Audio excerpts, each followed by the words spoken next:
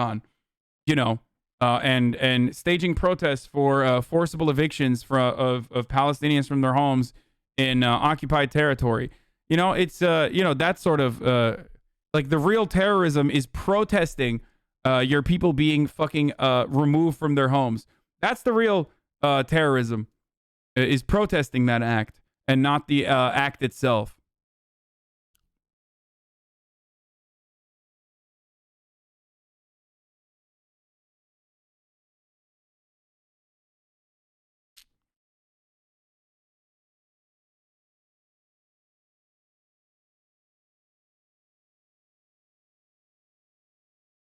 Anyway.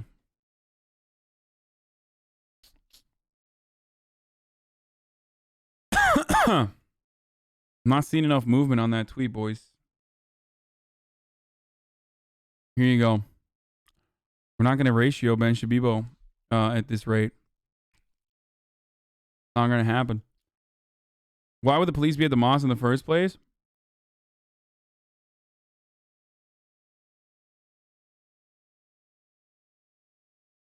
Messed up.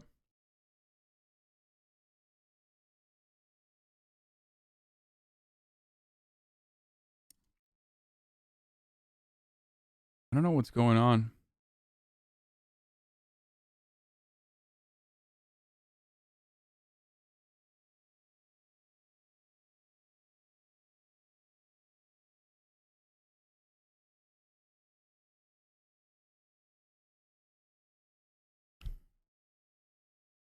The irony with a lot of what Ben Shapiro talks about when he's defending Israel literally could be used as a counter to Israel, like talking about occupying land that is stolen and shit like that, where it's like, dude, are you talking about Israel or are you criticizing Palestinians? Like, it makes no fucking sense. It just doesn't, I don't understand it. Anyway, let's go on. So I saw this closed indefinitely because Dollar General store doesn't pay a living wage or treat their employees with respect. Capitalism will destroy this country if you don't pay people enough to live their lives. Why should they slave away for you? This got like 30,000 retweets. I don't know how much this is happening as far as like people protesting in a unified capacity, like labor protesting in a unified manner. But Biden vows to enforce the UI law so no one can game the system and get paid. We're going to make it clear anyone collecting unemployment who's offered a suitable job must take the job or lose their unemployment benefits. I told you guys that they were going to roll this back. And then he adds, people will come back to work if they're paid a decent wage.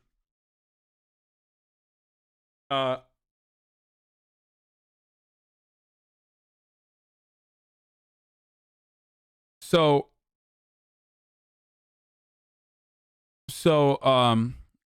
he's right on the second side of the equation. Both sides. He's both sizing the argument when it's literally one fucking side from where I'm standing, at least.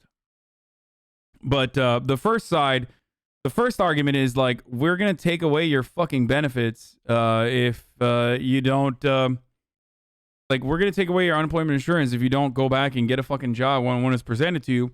What's a decent job? What's a suitable job? Who gets to make that choice? Who gets to decide? These are the real questions, and these are the real boundaries that are going to fucking dictate whether or not this is even remotely ethical. To me, it reads like a threat because I've seen how America and American commerce has operated in the past. So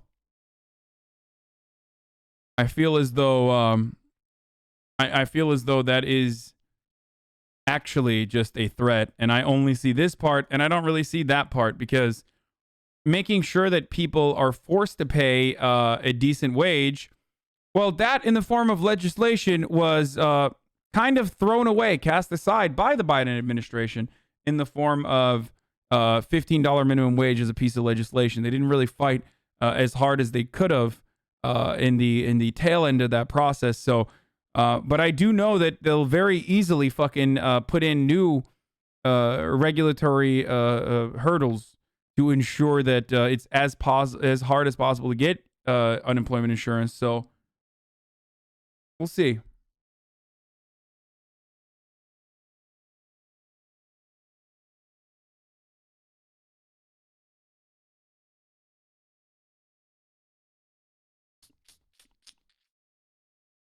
I really want to know what the suitable part of the statement means.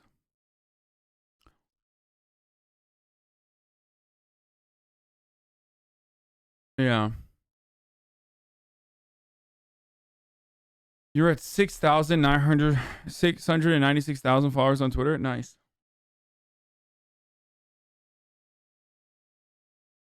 Amazon update to the Amazon union talks.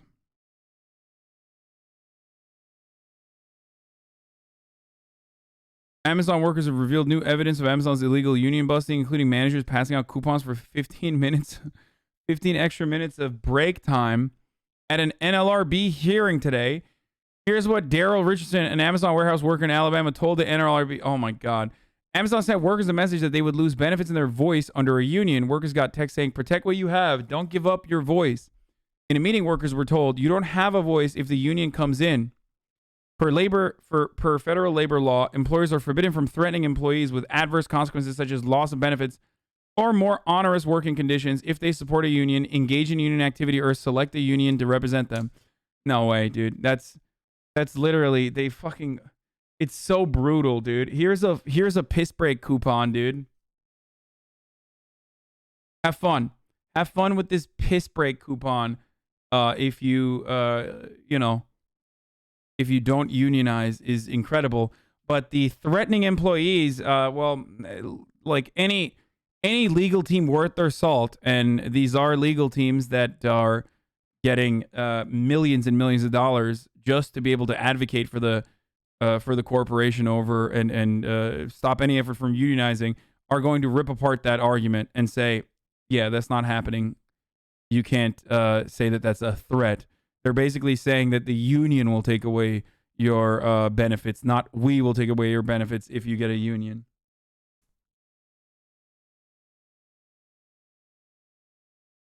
Okay.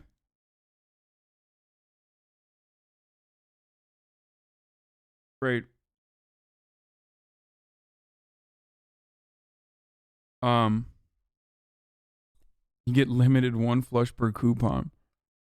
When workers arrived each day, supervisors would stop by to pepper them with questions about job satisfaction that started after the union election began. Amazon's HR strategy changed after the union drive went public. The HR office staffed up, expanded to 2 floors, and foisted the vote no car tags and similar items on workers. They were enticements too. Amazon tried to show workers that they didn't need a union by giving away swag and prices.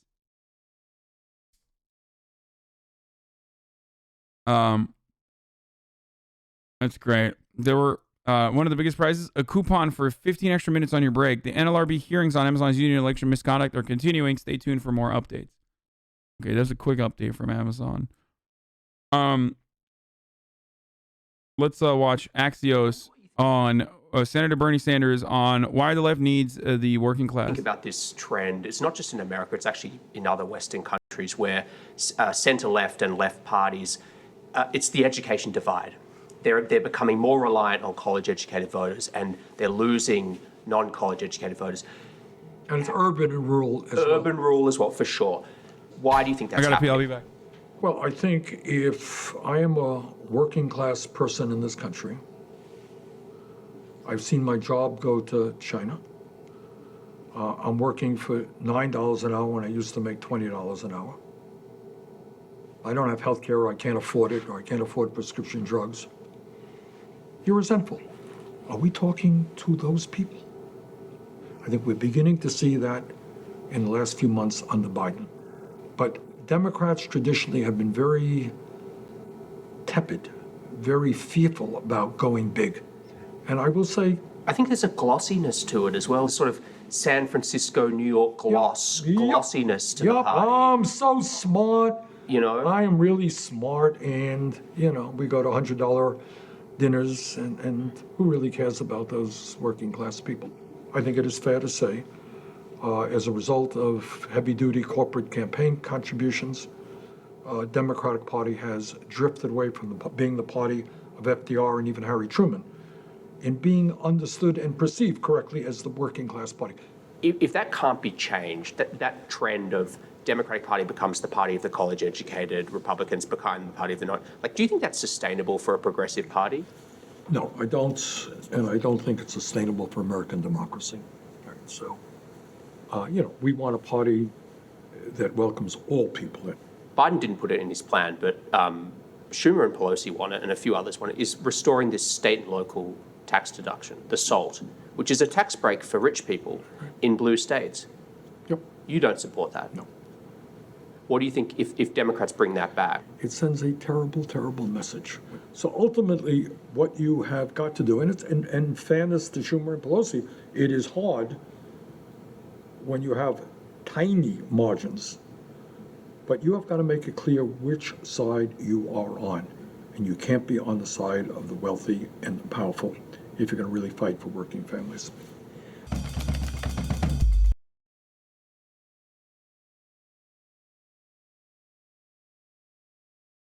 Fox keeps getting clapped by guests on their election when they're supposed to talk about schools.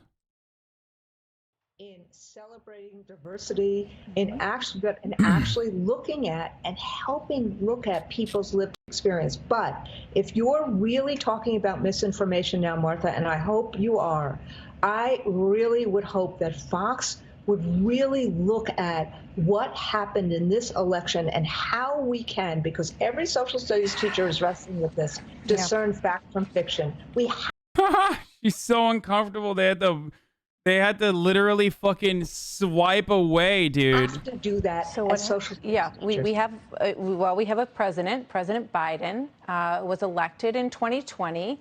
I think that all of that is quite clear. So I'm not sure why you are so concerned with that part, with that particular moment in history. Every election is significant. Nobody is hiding anything under any rocks here. But I do want to, the fact that you have two Big believer. I love that. It's like I can't wait until they're just like, come on, we lied a little bit, dude. Let us go. Let us fucking have this. Like, can't we just lie a little bit about the election? Like, I want to get to that point where I want to hear Fox News just be like, come on, just we can get a crumb. We can get a crumb of lying, okay? Fox News gets to do a little bit of lying.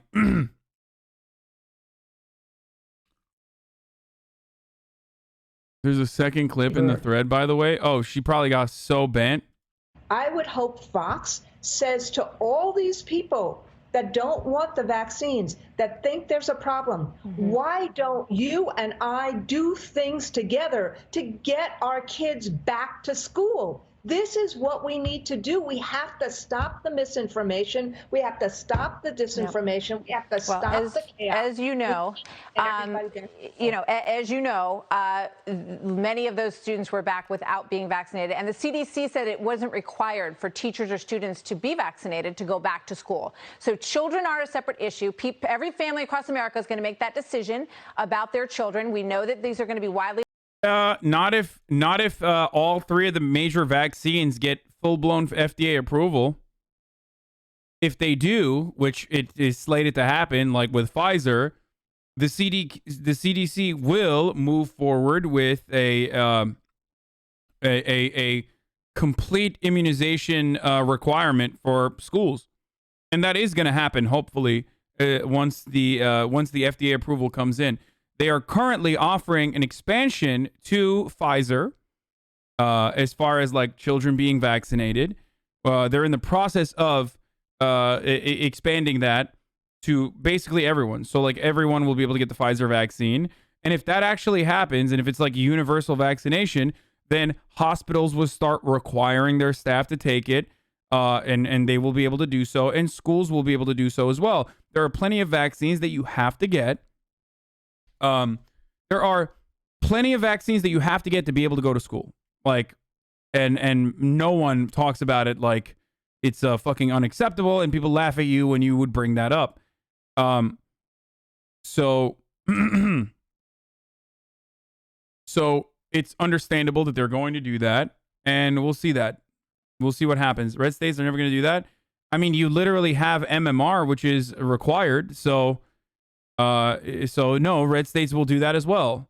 because all of this back and forth about like, oh, is this gonna fucking kill people or whatever the fuck, this nonsensical conversation ultimately boils down to, when it comes to policy, when it comes down to like legitimate policy, like, you do it and you get enough of a group of people to go out and unconditionally get vaccinated, which is precisely why I was originally saying that's why we need fucking vaccine passports.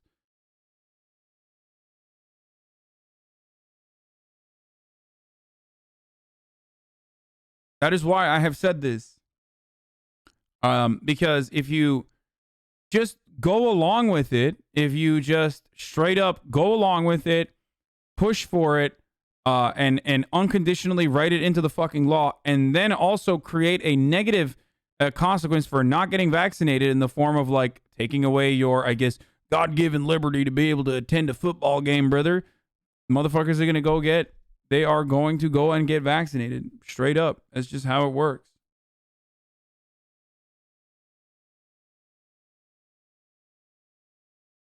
You might have explained this before, but what's the difference in access between vaccine passports and driver's licenses for voting for minorities?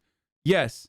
When you go out and vote, you're not harming others. But if you are going out without a vaccine, you have the capacity to further extend a pandemic. So that's the difference. There isn't a problem with like voter fraud, but there is a problem in the form of a pandemic continuing. Vaccines are also free. That's also a big difference. Whereas getting a driver's license, unfortunately, is not.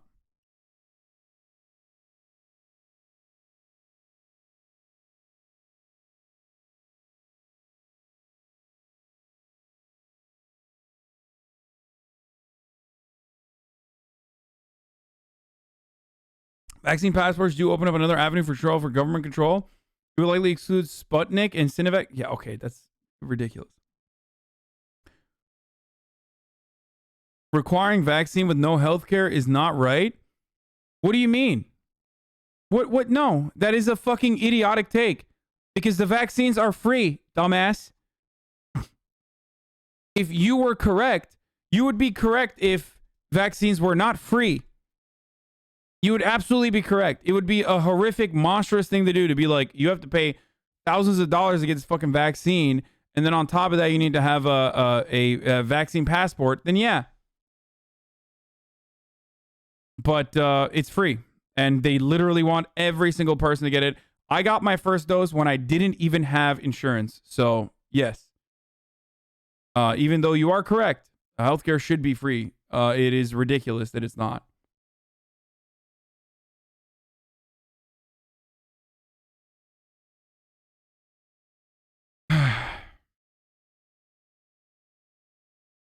Anyway, cancel culture caused his Kentucky Derby host to fail. Oh, I wanted to talk about this. I had it like here, I think. Yeah, I did. We'll talk about this. This is fucking ridiculous. Ladies and gentlemen, cancel culture.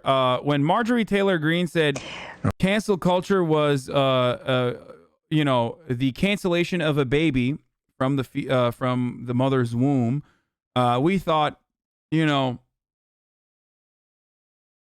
we thought, like, can it get fucking stupider than that? Well, it turns out the answer is yes. With Republicans, there is an endless amount of stupidity. So, the ceiling is literally as high as you want it to be. So yeah, this fucking Derby guy, Kentucky Derby guy who owns horses, said it's fucking cancel culture. I'll just let him do the talking. Oh. Will you run Medina Spirit this weekend in the Preakness? I know you've said that, but I just want to start off by saying that, like, Fox News literally has nothing better to talk about. They have nothing left to talk about. So now they're talking about horses in the fucking Kentucky Derby, dude. Like, what the fuck? What are they doing? Like, What is this? What is this content? I don't even know. They're going to have a meeting tomorrow down there at that race. No, actually, they're on their way right now. They're in a van. They should arrive this afternoon, and we're definitely planning on running them. I'm going to run 2 horses. Okay, Bob, here's my understanding. They were going to have the draw today for the Preakness, and they've kicked it back until tomorrow. You have another review. Those results may not be available for several weeks. So the Preakness goes down this weekend. The Belmont is here in New York 4 weeks from now. I don't know if we have final results even before the Belmont is done, but your plan is to race in the Preakness. Is there a chance they may punt and not allow Medina Spirit to run this weekend? Well, I haven't heard anything officially. They haven't told me anything. I know when Churchill Downs came out with that statement, that was pretty harsh. And pretty harsh, brother. I think they had to just, it's with all the noise going out, we live in a different world now. This America is different. And it was like a cancel culture kind of a thing. So they're reviewing. Cancel culture is when my horse can't get the ketamines that it needs. Okay, brother? What the fuck? Listen, everybody dopes their horses, and I'm pretty sure they do, right? They pump them full of fucking juices, right? All the horses are juiced up in the Derby, but it's like the engine restrictions on Formula One. You can't actually fucking. There's a level of juicing that you can that is allowed, and he went beyond that level of juicing multiple times. I haven't been told anything. We're prepared to run. I can't see them. But under the rules, does your team get to review the results, or is that left with the horse officials? No, it goes. There's a long process. There'll be a split sample, and then there'll be a hearing, and it's going to take months. This isn't done within a week, and it's a long period. But you're here to say that Bob Baffert's team did not cheat to win the Kentucky Derby. We did not cheat to win the Kentucky Derby. It's great. Cancel culture is when I can't dope my horse, motherfucker. This is bullshit. The Iron Dome is in full force. It's fucking crazy. Yes, the Iron Dome is insane, dude. Look at this. Look at this shit. Look at this. I mean, it's sick. It's like actually fucking dope.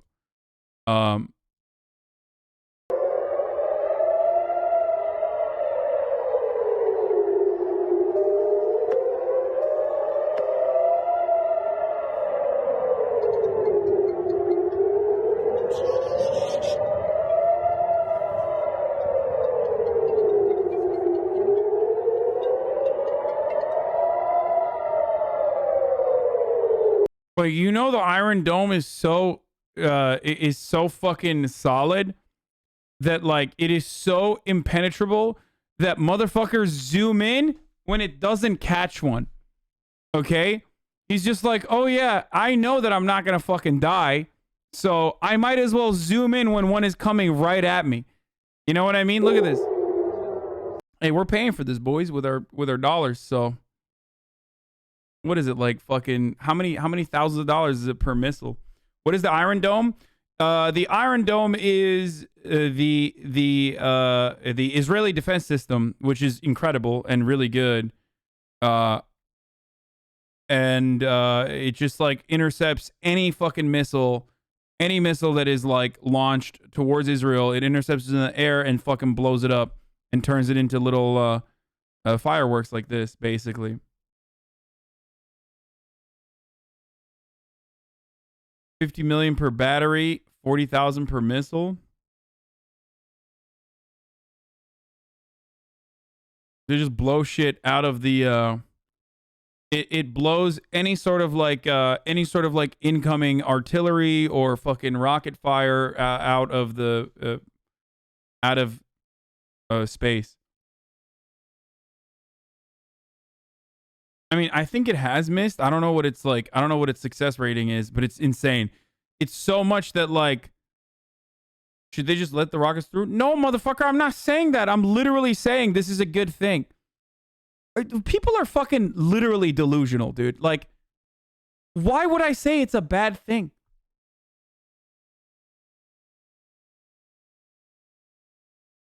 Like, it is such a psychotic fucking take.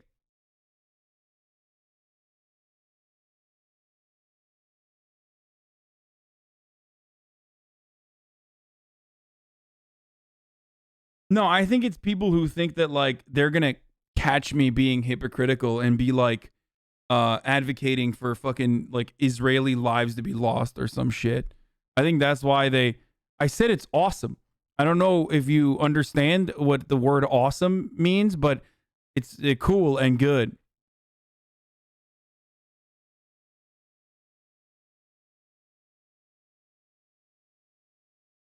Anyway, here's what the actual Iron Dome machine looks like.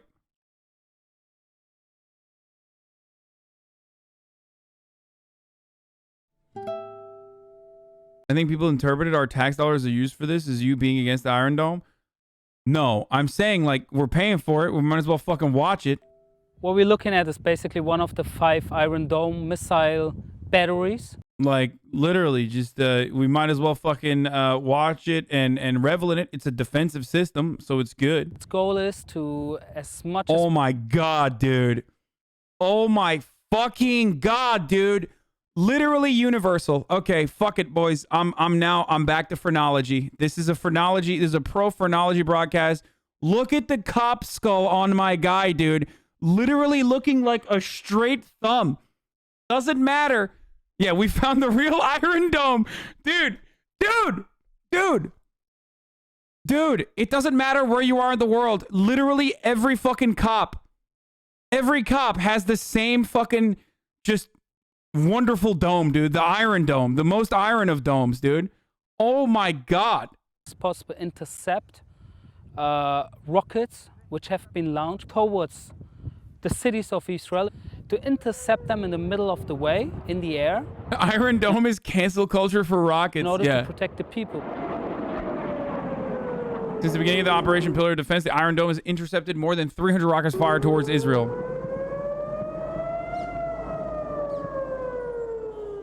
כן, נופלים. אבל לא, גם מיירטים אותם את הרוב. אני יודע. יש אבל פיצוצים, יש פיצוצים. תעבור אליי. הנה האזעקה. חבל לא צילמת את האזעקה. בוא איתנו, בוא איתנו, בוא. תשמע איזה פיצוצים. וואי, זה פה, ידבע. וואי! וואי, זה פה, יא גנוב. בוא, כנסו. בוא, זה פה, קירי. זה הכיפת ברזל נראה לי, לא? כן. וואי. לפני כיפת ברזל היה מה זה מפחיד, אבל היום אנחנו ממש בביטחון, אנחנו מרגישים וגם שומעים את הכיפה, בום, איך היא מורידה אותם, ואחר כך יוצאים, רואים את כל הזה. It is very successful. I would say around 90% of the interceptions we wanted to make, we make, but still there's too many. What does he mean we wanted to make, dude? Does that imply that there's interceptions that you don't want to make? Like, you know, we let some of them fall, you know? Fuck it. It's kind of odd. Anyway, it's a weird phrasing, but... Rockets they let some fall in open fields? Down here. Today only we had over 50 rockets already which hit Israeli territory and the cities and the land, wherever. And we had around 30-something interceptions. כיפת ברזל הזה, אבל זה לא מצליח להעלות את כולם.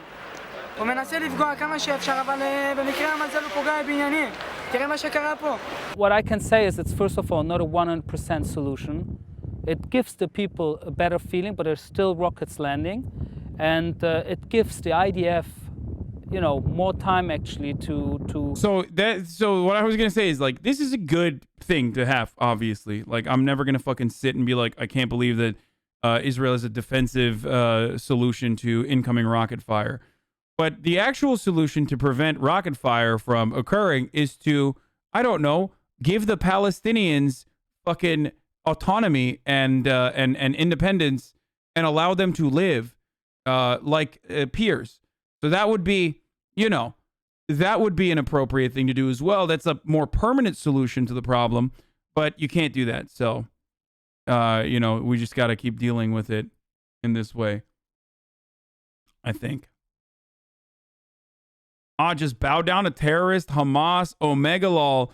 Yeah, dude, because again, and I know I said I moved on from this conversation, but if you have a baby brain and you think like, well, bad people are bad because they're bad, and good people are good because they're good, and Israel good and Palestinian bad, then yes, of course you're going to have this kind of approach, not recognizing the reason why people fucking literally fight back, or the reason why people operate in this capacity is going to allow you to live a very comfortable life of ignorance and assume that like people are just doing terrorism because they're bad people and want to do bad things.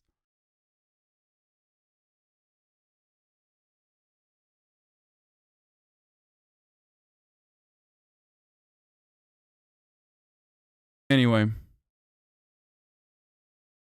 yeah, this was devastating. But yeah, Israelis watch bombs drop on Gaza from front row seats. Like I remember seeing this like fucking the Sidrat cinema. Israelis bringing chairs to hilltops and watch the ladies from Gaza clapping back when blasts are heard. Like there's like little babies getting fucking caught up under babies catching fucking shrapnel and shit. And meanwhile, on the other side, they're like clapping and excited at the prospect. So, this images like the Iron Dome, images like this sort of stuff, like seeing people get fucking stoked for the Iron Dome. Ha, Facebook, what the fuck is this, dude? It is literally the way Felix describes it. That's hilarious. And people like celebrating this shit goes to show you that it is kind of one-sided. I mean, it is. One side of the conflict has all the guns and all the weapons and all the power, and it's like, and the other side has nothing. They have fucking shitty ass like homemade fucking rockets that they try to launch in retaliation. It literally says the Facebook in Hebrew. I'm dead.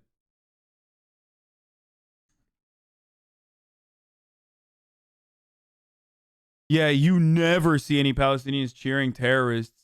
Yeah, you're right, brother. Except, and I repeat myself, like, people will constantly be like, oh, they said, like, bomb Tel Aviv, right?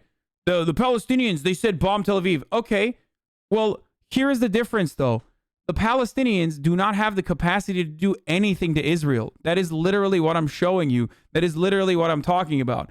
Israelis know this as well, judging by the reaction to this sort of fucking bloodshed, okay?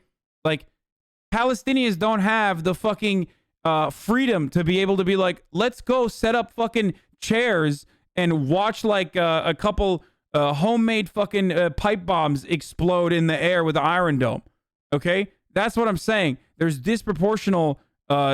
disproportion of violence here, okay? It's not proportional. They don't have shit. You can say both are bad all you want.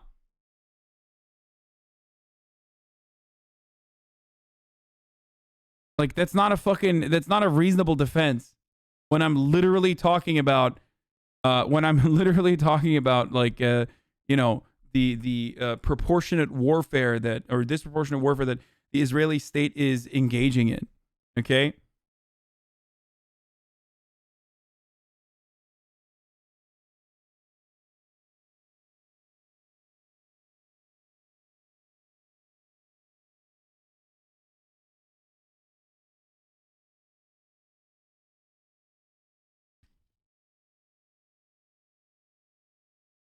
They have Hamas, who is backed by Iran. Oh, yeah, dude. You're right.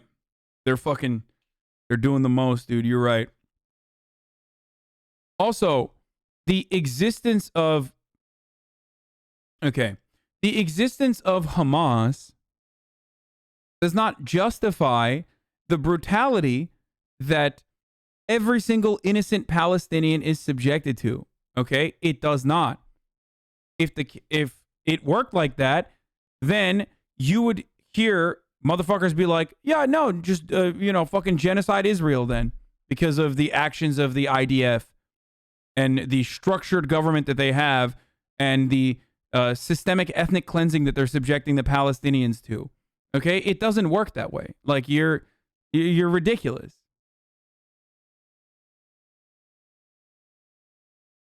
Yo, is it true that Ludwig considered joining Hamas? That's not true. I don't think so. Like,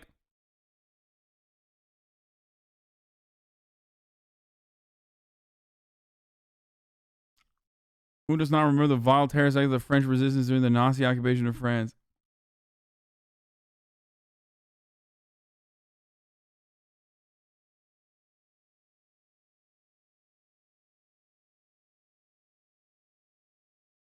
Like, the Israeli government and those in positions of power in Israel love the existence of Hamas. Okay, they love it. It's like when America needs ISIS or other enemies in the Middle East to continue justifying their oppression and to justify their brutality. Okay, it's just so easy. And then idiots like those in the chat will turn around and be like, "Oh hell yeah, dude! Oh hell yeah, dude! Yeah, that's why Israel has to do whatever it can, dude. Come on, because think about it. Like, see, this is what I mean when I say, okay, I saw this. Jews will not replace us, right? Chilling echoes of Charlottesville. This person says, and Elon Levy says Jews will not replace us.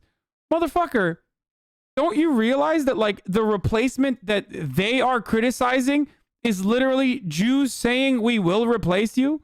Like almost every single fucking counter launched against Palestinians by Israelis or Jewish people in like other parts of the fucking world, whenever they defend the actions of the IDF or whenever they defend the horrific brutality that Israel subjects Palestinians to, it's so fucking insane because it sounds like you're criticizing Israel. Okay? Like, Jews will not replace us, he says, like comparing Palestinians here to neo-Nazis when the actions that the neo-Nazis want and the actions that, like, I'm being semi-facetious, but only semi. On the left, people who think Jews have no right to live in Israel. On the right, people who think they have no right to live in the U.S. A rock and a hard place aren't necessarily the same thing, but they're linked. Is so fucking garbage, dude. What a garbage take. What a fucking garbage take. Again, all of the rhetoric that you hear from colonizers that justify their continued oppression unironically sounds exactly like fucking, why is there no white privilege month or a white pride month? Why is there no straight pride month? Why is there no fucking the real problem is you calling me a racist and not the racist actions itself. Yeah, equality feels like oppression to the privileged. Exactly.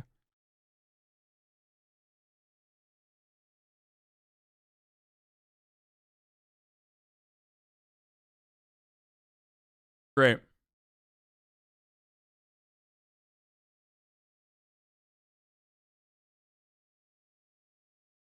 DW News phrased the murder of 20 Palestinians in the Gaza Strip as including 9 children. Palestinian health officials in Gaza Strip say 20 people, including 9 children, have been killed in fighting with Israel.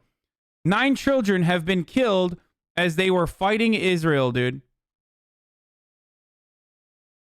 It's just, look, I got to move on to different stuff. I could talk about this endlessly, okay? All day, every day. But it's just, they're not humans, okay? In the eyes of mainstream media, Palestinians are literally not humans. They're fucking like a completely separate entity. That's it. There's no other way to talk about it. Like they don't value Palestinian lives as though they are real human beings.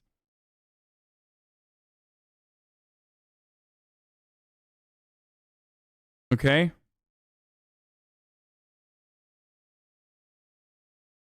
Anyway.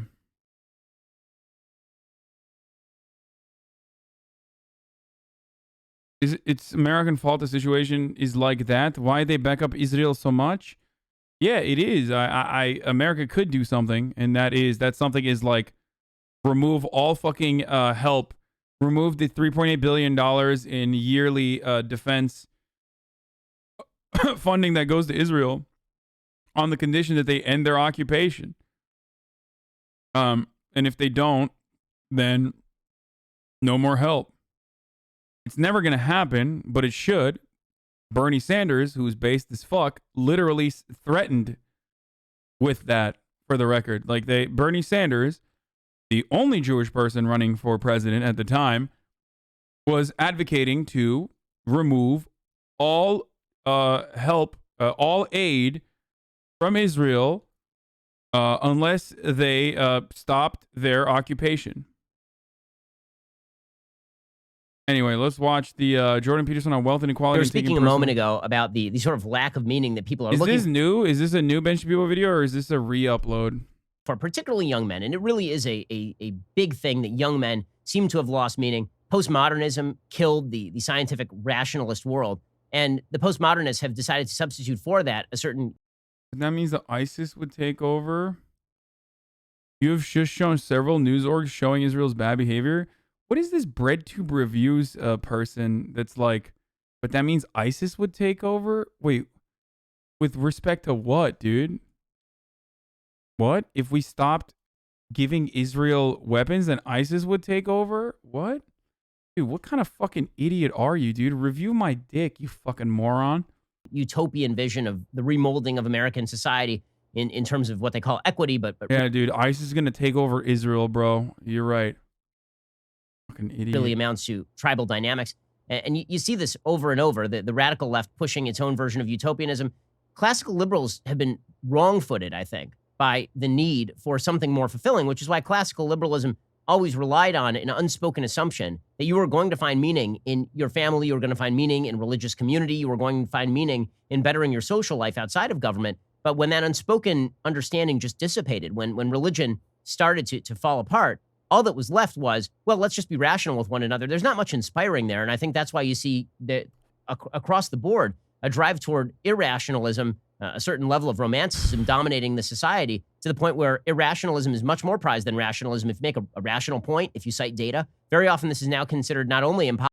Yeah, everything that Ben says is rational, and therefore he's an advocate for rationalism, except, you know, let's avoid the endless amount of readily available empirical research on any particular matter.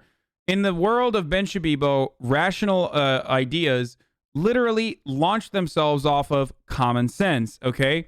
He often, as a reactionary, will say, well, it's common sense. It's just common sense. And then will work towards that bias that you probably hold on to, okay, by cherry-picking data points to post hoc rationalize his point of view. That's basically Ben Shapiro's entire grift, okay? He will say, well, it's just common sense. You know, there are two genders. It's just common sense. And then avoid the mountain of scientific evidence available that disproves what he's saying about even gender being binary, even from a biological standpoint, okay? And we'll just talk about the common sense aspect, or we'll find like one singular fucking scientist that's, anti-scientific consensus in the matter, and we'll hyper-focus on that, okay? It's ridiculous. Like, you promote vaccine hesitancy, you're anti-fucking climate change science, like, you're anti-science in every meaningful capacity, but then you talk about fucking empirical evidence and facts and logic when you are literally advocating for the anti-science party, an anti-education party. But damaging and dangerous. The other thing that ideology does, and the radical left... Oh, damn, dude. My man got fucking ass whooped by Slavoj Žižek so hard that is he coming out against ideology now? Are also very good at this, is that it provides you with a convenient locale for the existence of evil. And so if you reflexively identify the patriarchy with evil, well, first of all, that's a powerful idea. Bro, this guy just literally his entire gripe with the world is just like fucking Meninist shit, okay? I am realizing that like all he fucking wants, dude, is just for for men's rights, okay, he will probably shut the fuck up if he could just freely say, like, women should be able to get back into the kitchen, like, without any sort of scrutiny. He would just go away quietly. Like, you know how every issue with Ben Shabibo turns into transphobia? Like, he will find a 7 degrees of Kevin Bacon way to, like, tie everything back to transphobia or doing transphobia. For Jordan Peterson, like, every conversation goes back to, like, well, you know, traditional masculinity is not wrong and it's not bad. The Dragon of Chaos wants to take it down. It's like, how, dude? Like, what? You're talking about wealth inequality and personal responsibility, and you literally were able to turn that into a conversation about how the modern man has been robbed of his fucking machismo. Like, it's nuts. It's fucking insane.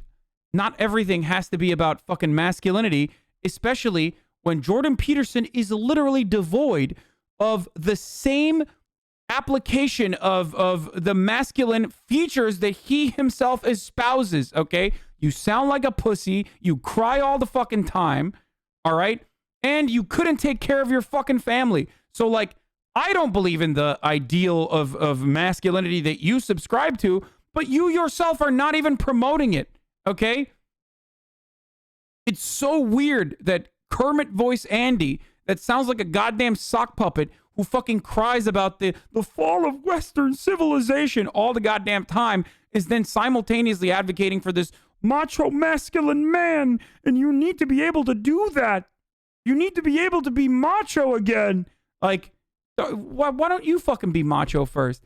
And no, masculinity or being macho doesn't come from just eating pounds and pounds of red meat and getting owned into oblivion by fucking apple cider. Okay? You're a pussy with a weak ass immune system then. Dumbass. Independent of its broad merit. It's true. Now, it's not the only truth and it's not the complete truth, but it's true. The reason it's true is because every hierarchical system tends to degenerate in the direction of power. And all hierarchical systems are less than they could be. And that's partly because of the possibility that power and deceit will corrupt them, but also partly because we're willfully blind and deceitful in our own personal lives. And so when you tell young people that the cause of the trouble they see around them in the world, and maybe even the disquiet in their own heart, is the malevolent inadequacy of their society, that rings true. And they don't hear the rest of the story, you know, and it's the rest of the story that I've been trying to tell. They don't hear the story that... Why does he sound like an anarchist when he's talking about power and how ultimately all hierarchies are built upon a power structure that is inherently corrupt? Like, he literally... Did he just get, like, slapped in the face after he, like, got owned by Zizek? He started, like, reading Chomsky or something. It just... It's so weird to hear him advocate for these sorts of things. But I don't even know where he's going with that argument. Like, but that's good. All hierarchies inherently are built upon a power dynamic that is prone or predisposed to corruption. But that's good, actually, especially if I'm the one holding the power, because I'm going to be the magnanimous, benevolent dictator, unlike all the other guys. Sorry, I'm built differently. Just let me be sexist. Fuck. And they don't hear the rest of the story, you know, and it's the rest of the story that I've been trying to tell. They don't hear the story that, yeah, don't forget about the evil and corruption that exists in your own heart. And don't forget about the fact that nature, this wondrous goddess as portrayed by the anti-human. Okay, I'm sorry, dude. You're a pussy. Okay? You sound like a... God, I don't want to say anything. Now I'm going to offend people, but, like, again, I don't believe this personally, but if I were a reactionary Republican, I would hear this guy and be like, what are you talking about? Fucking nature? Like, being a beautiful, wonderful goddess? Like, what kind of pussy shit is this, dude? What the fuck? Human environmentalists, and by that I don't mean all environmentalists, by the way, that wonderful goddess nature is also trying to make you ill and kill you at all times. And so, but the story that corruption exists in hierarchical structure and that that's a consequence of malevolence, the malevolent use of power and deceit, that's true. So it's very motivating, especially if you're young and you're looking for an adventure. Now, it's also too convenient, which is one of its tremendous dangers, because unless you're taught to look within and identify the malevolence there as the primary moral obligation, then you now have an excuse and a moral justification to take out all of your negative emotion, your hostility, your resentment, everything about you that's unexamined on the demonic enemy. And of course, that degenerates with extraordinary rapidity. The funny thing about Jordan Peterson is that, like, every criticism that he, like, very, very casually and in a very cyclical way is describing, because of his way of speaking, could absolutely be launched in the inverse against those who follow the Jordan Peterson school of thought and believe in, like, the traditional masculine male and the power structures inherent in nature and therefore is justifiable and good. Okay? Like, what he's talking about, if you have a leftist point of view, you hear what he's saying and you're like, yeah, he's right. And that's why it's so weird how vicious reactionaries are towards those that they have declared are the enemy, which would be Jordan Peterson in this sense, in this argument. So it's kind of odd to hear him constantly make these, like, cyclical arguments that don't really go anywhere, where you can't really fucking, he won't, like, fully subscribe to who the enemy is because of how vague it is, right? How much time have you spent with women sexually? Oh God, I love that. I love that. I love that. I love when fucking people say shit like that, dude.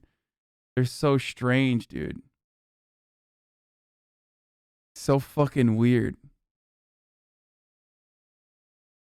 How much time have you spent with women sexually? As we've seen over and over and over. So it's up to the centrists on both sides to deal with this. I've been talking to a lot of the centrists on both sides to deal with optimist rationalist types on my podcast, Matt Ridley and Bjorn Lomborg and Haidt and Pinker more distantly, but more recently Lomborg and Ridley and Marian Tupy, who's written a lovely book on human progress, 10 things everyone needs to know about human progress. It's something like that, huh? Anyways, that's the mega centrism, dude. The centrist on both sides is incredible. Dude, it's so funny. You'll be like, hey, Jordan Peterson, hypothetically, what kind of coffee would you like? And then he'll just be like, well, you know, Persephone and Hylas and the nymphs had an approach to coffee. Okay? When Sisyphus, when Heracles was moving from time and space through the dragon of chaos, when he was fighting the women in all the stories that we have talked about, there was conflict inherent in the argument, and that's why Greek mythos is deeply embedded with the same kind of cultural underpinnings that you can see both in the Bible and all the way to the objective truth that we believe in now deep within ourselves.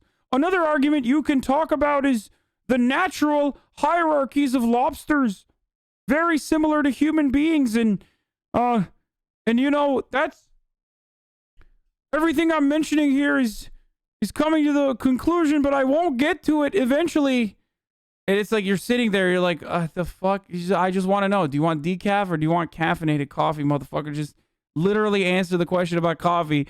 Why are you talking about women? And and how the inherent natural hierarchy between women and men have somehow been bastardized in modernity. I just want to know if you want fucking caffeine or if you don't want caffeine in like decaffeinated or caffeinated coffee. One of the things we discussed consistently was the difficulty in promoting the message that all three of these men are very aware of, which is that from a material perspective, in terms of absolute privation worldwide, humanity is way better off on virtually every dimension you could possibly measure than ever. And most of that improvement has occurred in the last 40 years, and it's been revolutionary in its speed. And no one knows this. And so, yeah, literally no one thinks about all of the achievements of humanity. But of course, not all achievements are created equal. For example, the birth control pill, which allowed women to have autonomy over their bodies and start entering the workplace and wearing lipstick, which makes me want to fuck them. I have uncontrollable urges. It's very important to know, to try to think through why that is. Like, that's such a positive message. Now, I talked to Russell Brand about this. I don't know why he makes it seem like it's not reactionary conservatives, but instead like progressive liberals that actually hate the advancement of technology. It's a really weird take. Anyway, but a normal take that is expected on this broadcast, at the very least, is that at the top of the hour, there's a 60-second ad break. A commercialized entity enforced by private contracts. Amazon, Jeff Bezos, a wonderful overlord that is all good and all loving and all knowing, which we should subject our servile beings to because we do not know how to control ourselves. Well, that man wants me to serve an ad to you. But I'm here to tell you that if you'd like to no longer see said ads when you watch the broadcast, well, then all you need to do is subscribe.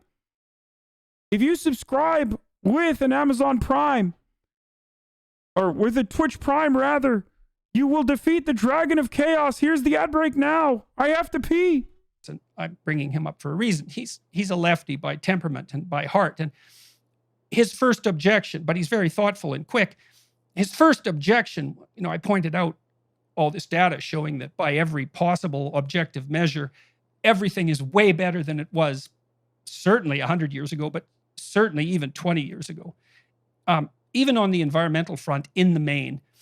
And he said, well, what about disparity of distribution? So there's the problem of absolute level of wealth, let's say. That's improving. But there is still tremendous disparity. And of course, that is fair enough. You could even point out that the role of the left is to provide a conscientious voice for that's constantly attending to the fact of continuing disparity regardless of absolute level of wealth. And fair enough. But having said all that, it's a great mystery that incremental optimism is not sufficiently motivating. And you can't just wish human nature is going to change. It's not going to change. We got to tell a better story. And I also think that's why I'm a target, I think, is because I am actually trying to tell a better story and I'm actually having some success with it. So I totally agree with that. And that really does bring us to the book, because one of the things that folks should know about all of your books is that they are very intimate, very personal. You talk about yourself, but you also speak in a way that most writers do not. You use second person. Yeah. He does talk in a way that most people do not, because if most people talk that way, you would go literally insane. If people consistently just went on these never-ending tangents that somehow always revolve around fucking the lack of traditional approach to like gendered patriarchy or how patriarchy is fucking good, then I would lose my mind. Imagine if Jordan Peterson is your family member. You go to the drive-thru and you're like, "Do you want chicken McNuggets? Like, what do you want?" And the conversation inevitably revolves around how like the female chickens are supposed to be slaughtered, but now the natural hierarchy has been disrupted. It's like, dude, we are literally at a Wendy's.